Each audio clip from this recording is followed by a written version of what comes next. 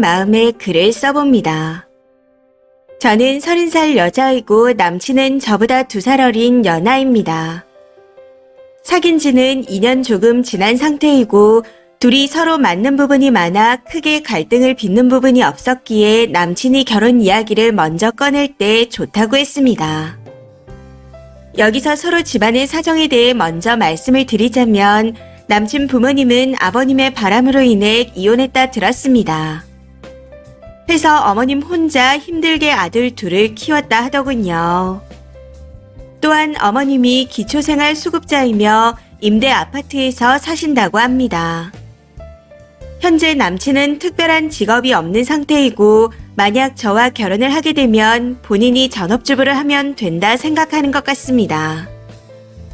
사실 이 부분은 망설여지긴 했지만 저도 남친이 전업주부 하는 걸 동의하긴 했었고요. 저는 조실부모에서 혼자 어렵게 살아왔고 대학을 졸업 후 바로 대기업 계열사에 입사해서 현재까지 다니고 있습니다. 졸업 직후에는 많이 힘들었지만 현재는 어느 정도 돈을 모아 보증금 7천짜리 반전세 빌라에서 살고 있습니다. 이렇듯 남친이나 저나 서로 힘든 상황이지만 제가 회사 생활을 오래 해서 급여도 오를 예정이라 괜찮다 생각했습니다. 그런데 최근 홀로 계신 남친의 어머님이 암에 걸려 와병 중이시고 예후가 많이 좋지 않아 시한부 선고를 받은 상태입니다. 해서 결혼 이야기는 잠시 접어두고 남친이 어머님을 간호하고 있는 상황이에요. 만일 어머님이 돌아가시게 되면 남친과 남친 남동생은 임대 아파트에서 나와야 된다고 합니다. 그렇게 된다면 남친은 저희 집에 들어와서 같이 살겠다네요. 그리고 어머님이 모아두신 쌈짓돈이 1억 정도 있는데 그 돈으로 남동생의 집을 구해줄 거라고 합니다. 본인은 결혼식에 필요한 비용 1,000만 원 정도만 들고 오겠다 하면서요. 즉 결혼식 비용을 제외하고는 그냥 빈손으로 결혼하겠다는 말이었습니다. 이런 이야기를 전화상으로 너무 담담하게 말하는데 정말 당황스럽더군요. 해서 저도 모르게 그렇게 하면 너는 빈손으로 결혼하는 거야 하고 말했더니 뭐가 문제냐며 오히려 대묻더라고요.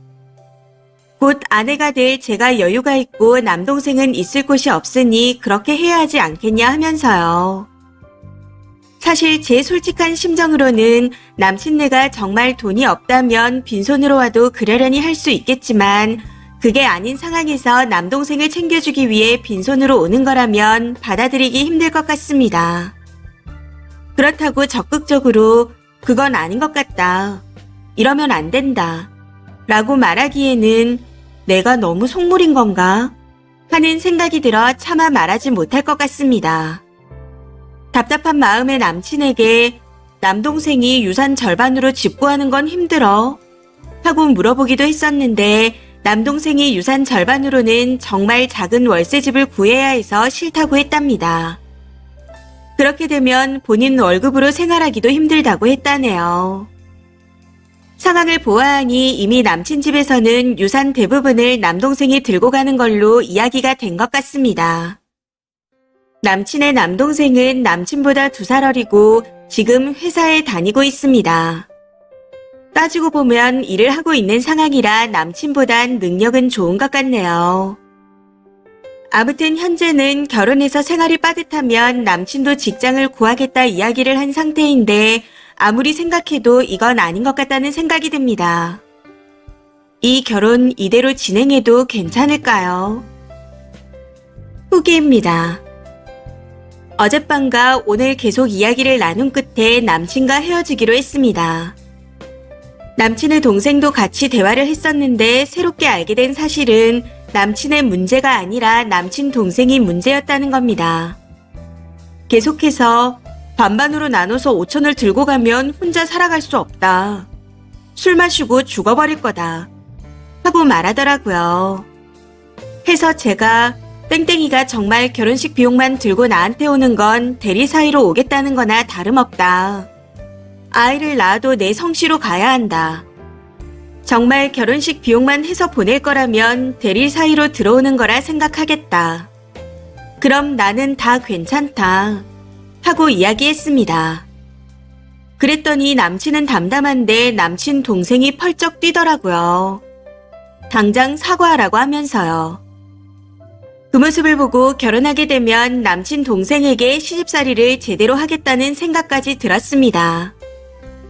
남친을 정말 많이 사랑해서 내 한계까지 감당을 해보겠다 라고 생각했었는데 남동생이 펄쩍 뛰며 난리치는 모습과 그걸 말리지 않고 보고만 있던 남친의 모습을 보니 모든 게 차게 식어버린 느낌이 들었습니다. 한순간에 정이 뚝 떨어진다는 게 어떤 건지 알겠더라고요. 해서 그냥 헤어지자고 통보한 뒤 모든 연락처를 다 차단해버렸습니다. 그동안 뭐 때문에 그렇게 고민을 했던 건지 허탈할 뿐이네요. 사실 단번에 관계를 싹둑 잘라버리긴 했지만 아직은 마음이 많이 힘든 것 같습니다. 이 또한 시간이 지나면 괜찮아지겠죠. 정말 사는 게 왜 이렇게 힘든지 모르겠네요. 그래도 힘내서 잘 이겨보도록 하겠습니다.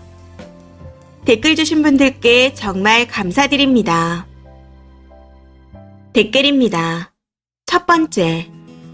결혼해서도 일 안 하고 전업을 하겠다. 돈은 동생한테 다 주고 네 등에 빨대를 꼽겠다. 이 이야기를 참 정성스럽게 말한 거네요. 돌아가신 부모님을 생각해서라도 구렁텅이에서 나오신 건 정말 잘한 겁니다. 두 번째. 잘 헤어진 거예요. 지금 당장이야 마음이 아플지언정 1년만 지나가도 정말 잘한 결정이었다 하고 느낄 겁니다. 어찌 순이 집에 들어갈 생각을 한 거죠? 그 돈으로 동생이랑 살 집을 알아보고 둘이 일해서 키워나갈 생각을 해야지. 정신머리가 썩은 놈입니다. 빌붙을 생각을 먼저 하고 있다니 거지가 따로 없네요. 세 번째. 남친 동생이 문제가 아니에요. 남친이 문제입니다. 그냥 유산 받은 걸로 집 구해서 동생은 돈 벌어오고 형은 가사 담당하며 평생을 둘이 알콩달콩 살라고 하세요. 지금의 괴로움은 잠시이니 조금만 참으시고요. 네 번째. 기초생활 수급자면 1억 못 모아요. 부정수급자가 아닌 이상. 기초생활 수급자 기본 조건들이 소득이 평균보다 낮고 일할 수 없고 재산도 없어야 되는 건데 말이 안 되는 것 같아요. 그 1억이 진짜 있는 건지도 의심스럽네요. 아무튼 헤어진 건 100번 1000번 잘하신 겁니다. 남친 말하는 걸 보니 그냥 님의 등골을 빼먹고 살겠다는 건데 지금 조금 힘들더라도 견뎌내셔야 합니다. 잘못했다가는 평생이 괴로울 수 있으니까요. 다섯 번째. 좀 속물이면 안 되나요? 평생을 함께 살아갈 사람을 고르는 건데 사람들은 다 속물이에요. 손해보는 걸 싫어하죠. 어디서 저런 염치 없는 그지를 주워다가 구원해주려고 하셨는지 도무지 이해가 되지 않습니다. 남친이나 남동생이나 후려치기도 가지가지네요.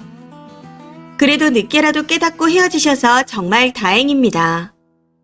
혹시라도 찾아와서 납작 엎드려 빌어도 절대 넘어가지 마세요. 넘어가는 순간 님 인생은 지옥불로 떨어질 테니까요.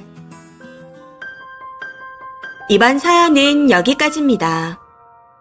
시청해주셔서 감사합니다.